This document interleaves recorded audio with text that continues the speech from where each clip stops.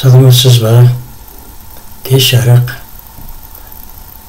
Егер сіз осы видеомды көріп бастаған болсаңыз, не әріптеспіз, мұғалімбіз, не сіз ата-анасыз, балаңыз мектеп бітіріп жатыр ма, немесе болашақ жоғары оқу орнына түсуге дайындалып жүр ме, соны уайымдап жүрсіз, көмектескіңіз келеді.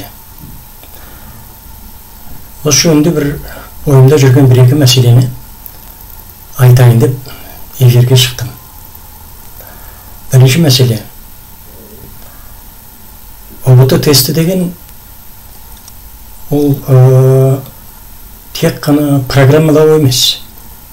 Информатиканың тесті, немесе жалпы информатика пәні, ол тек қана бағдарламалау немесе программалау емес. Байқаймын, көп оқушылар, олардың ата-аналары, тіпті информатика мұғалімдердің кейбіреуі тестке дайындалу деген тек қана сол программалау тілін білуде есептейтін сияқты. Онымен білім беру орталығында 11 сыныптың оқушыларын оқытқан кезде де байқадым олардан. Тек сұрай беретіндері Python тілін қашан өтеміз, C++ өтеміз ба, программа жазамыз ба, компьютерде істейміз ба, программа жазып деген сұрақтар қояды. Сондықтан осы бір мәселені айтуды жөн көріп тұрмын. Информатика деген ол тек программалау емес, тіптен де программалау емес. Сөзімді түсіндірейін.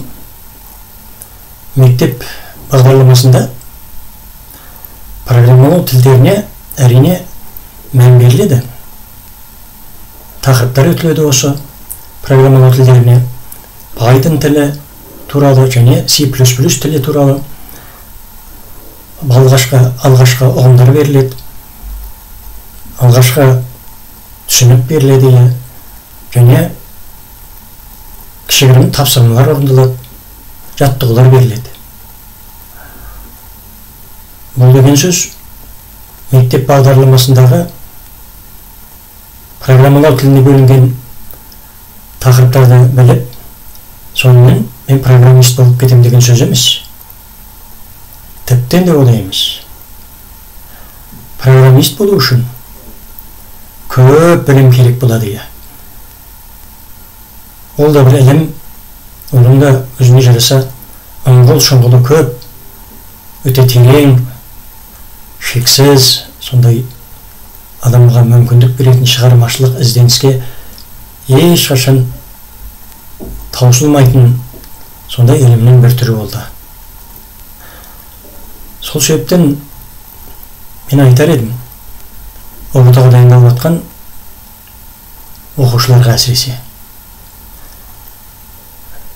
программалау тілдеріне қатты алындып, соның соңына түбегейлі түсіп кетудің қазірше қажет жоқ. Бастапқы ұғымдарын, бастапқы деңгейлерін білсек те, соның өзі ОБТ-ны тапсыруға жеткілікті болады.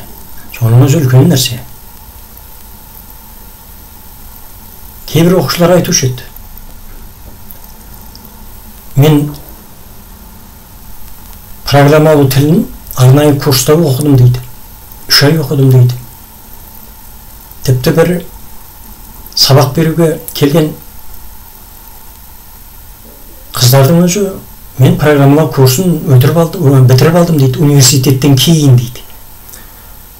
Мен енді онша түсінбеймін бұл мәселелерді. Информатикада программалау тілінен басқа қаншама бөлімдер бар, тақырыптар бар. Информатик мұғалімдер біледі.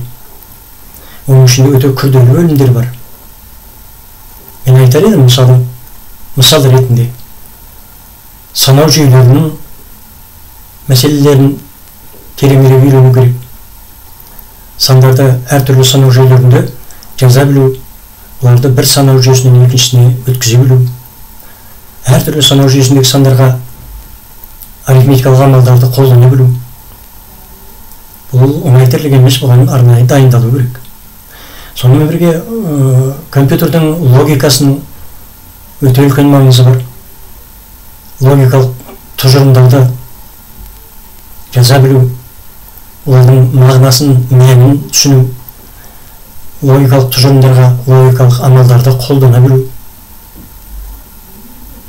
немесе математикалық өрнектерге логикалық амалдарды қолдана білу мәселелерінде тиянақты, тереңдеу, шұғылданып білуге тырысу керек. Одан басқа да өте маңызды тағы бір бөлім деп айтып кететін нәрсе, мысалы компьютерлік желілер бөлімі бар. Ол жердегі құрылғылардың немесе сайттардың IP адрестері туралы, IP адрестер менен есептеулер, IP адрестерді анықтау, желілердің құрамын анықтау мәселелеріне көбірек жаттығулар орындап, көбірек ол жерде де білімді тереңірек қамту керек сияқты. Сияқты емес, тереңірек қамту керек. Компьютердің құрылымының өзі тиянақты шұғылдануды талап етеді. Сыртқы кәдімгі компьютердің негізгі бөліктерін ғана жүйелік блок, монитор, перне тақта тышқанды білгеніне мәз болады да, болды, мен программадан үйренуім керек, бұл жерде мен істейтін ештеңе қалған жоқ деп ойлайтын сияқты. Мен 11-ші сыныптың балдарын жаңағы ОБТ-ға дайындалып жатқан балдарынан мен сұрадым, сәл тереңдесем, болды, ары қарай тапырақтап тырп-етемей қалып жатыр. Сол себептен әріптес информатик мұғалім жолдастар, осы бір мәселелерге сәл ойланып көрсеңіздер, мән-беріңкіреп балаларды дайындағанда дұрыс жол көрсетіп, бағыт-бағдар беріп, информатиканы толығырақ тиянақты қайталауға жұмылдырсаңыздар екен деген ұсынысым бар.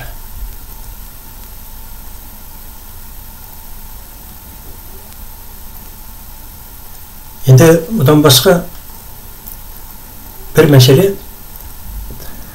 жаңағы сөзімнің қорытындысы ретінде айтайын. Қысқасы, балаға түсіндіру керек. Біз программист мамандығына дайындалып отқан жоқпыз қазір. Ол қазір қажет емес. Қазір ОБТ-ның тестіне дайындалып жатырмыз. Ол екеуінің дайындығының әдістемелері, стилі әр басқа болады. Программистікке дайындаламын деп, оған сүңгіп кеткен оқушы ОБТ тестіне сапалы дайындалды деп айта алмаймын. ОБТ тестіне өзінің әдістеріменен, өзінің жоспарыменен дайындалу керек. Осыған қаттырақ мән берсеңіздер екен деген әңгіме бүгінгі. Ойланып көрерсіздер енді. Дұрыс жағы, келісетін жағы болса, комментарийге жазарсыздар.